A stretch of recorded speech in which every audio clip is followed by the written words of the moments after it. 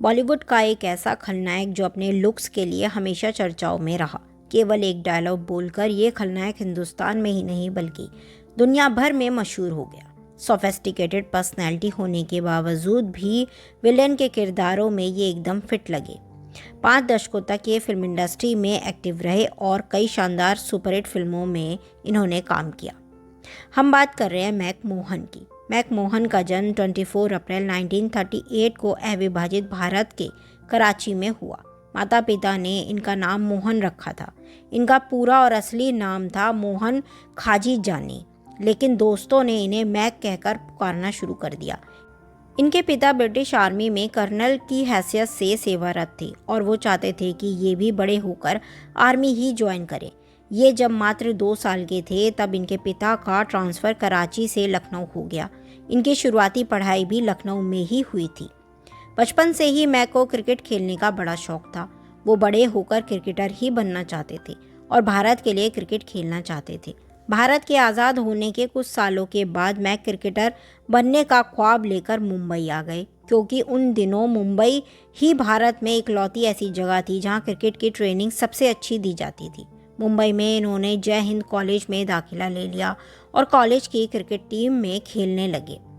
यहाँ ये बात भी आपको बतानी जरूरी है कि लखनऊ के जिस स्कूल में इन्होंने पढ़ाई की थी और मुंबई के जय हिंद कॉलेज में भी महान अभिनेता सुनील दत्त इनके सहपाठी थे, यानी कि इनके साथ पढ़ते थे। क्रिकेट तो ये खेलते ही थे। इन्होंने अपने कॉलेज में होने वाले नाटकों में भी हिस्सा लेना शुरू कर दिया। इसी दौरान एक नाटक में इनकी एक्टिंग अभिनेत्री शौकत कैफ़ी ने देखी। शौकत कैफ़ी को इनकी एक्टिंग बड़ी पसंद आई। उन्होंने मैक मोहन को सलाह दी कि ये अच्छी एक्टिंग करते हैं, इसलिए एक्टिंग करना जारी रखें और इप्टा भी ज्वाइन कर लें। शौकत कैफ़ी की बात मैक को बड़ी सही लगी। उन्होंने एक्टिंग को सीरियसली लेना शुरू कर दिया और एक्टिंग की बारीकियां सीखने के लिए फिल्मालय नाट्य संस्थान में दाखिला भी ले लिया। उसके बाद ये मशहूर फिल्म मेकर चेतन आनंद के साथ बतौर असिस्टेंट डायरेक्टर काम करने लगे और फिर आखिरकार वो फिल्म आई जिसमें मैक मोहन को पहली दफ़ा कैमरा फेस करने का मौका मिला। कहना चाहिए कि चेतन आनंद ने अपने इस चेले के काम से खुश होकर अपनी फिल्म में इन्हें कैमरा फेस करने का मौका दिया। ये फिल्म थी 1964 में रिलीज़ हुई हकीकत। हालांकि इससे पहले ये जंगली और चाचा चा में नज़र आ चुके थे, लेकिन उन फिल्मों में ये केवल खानापूर्ति वाले एक्टर थे। इन्हें एक भी डायलॉग नहीं मिला था। इनकी दूसरी फिल्म थी आओ प्यार करें, जो कि 1964 में ही रिलीज़ हुई थी। इस फिल्म में भी इन्होंने एक छोटा सा रोल निभाया था, लेकिन वो रोल इन्होंने बड़े ही माहिराना अंदाज से निभाया था। वैसे तो इन्होंने अपने फिल्मी करियर में 200 से भी ज़्यादा फिल्मों में काम किया है, लेकिन इन्हें सबसे ज़्यादा पॉपुलैरिटी मिली थी शोले से। शोले में इनका केवल एक ही डायलॉग था, लेकिन उसी डायलॉग ने इन्हें हिंदुस्तान के बच्चे बच्चे के बीच लोकप्रिय कर दिया।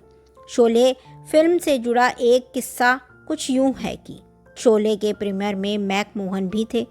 फिल्म जब खत्म हुई तो मैक की आंखों में आंसू थे। वो बेहद दुखी थे।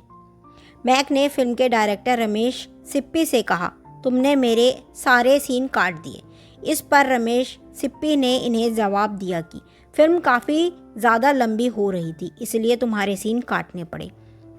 केवल तुम्हारे ही नहीं और भी कईयों के सीन काटे गए हैं।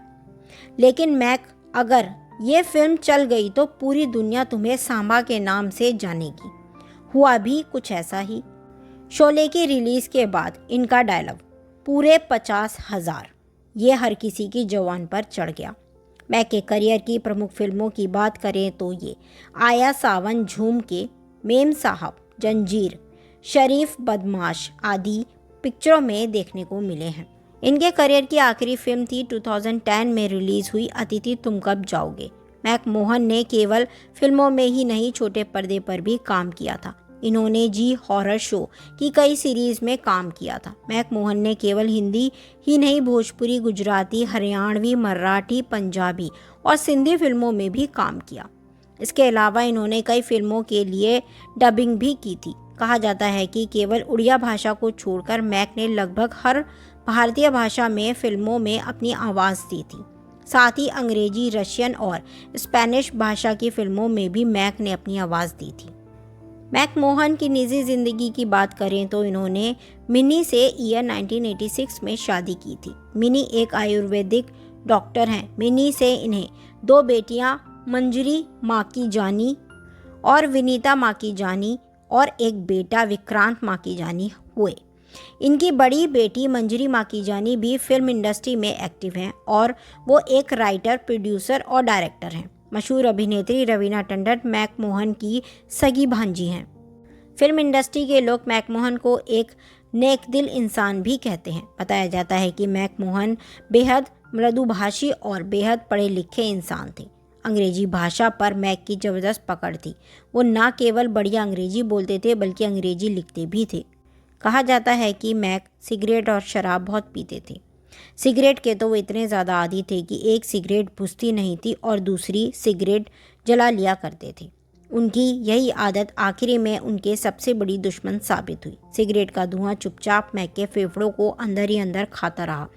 फिल्म अतिथि तुम कब जाओगे की शूटिंग के दौरान इनकी तबीयत खराब होने लगी थी। डॉक्टर ने जांच की तो पता चला कि इनके फेफड़ों में कैंसर है। इनकी तबीयत दिन ब दिन खराब होती चली गई।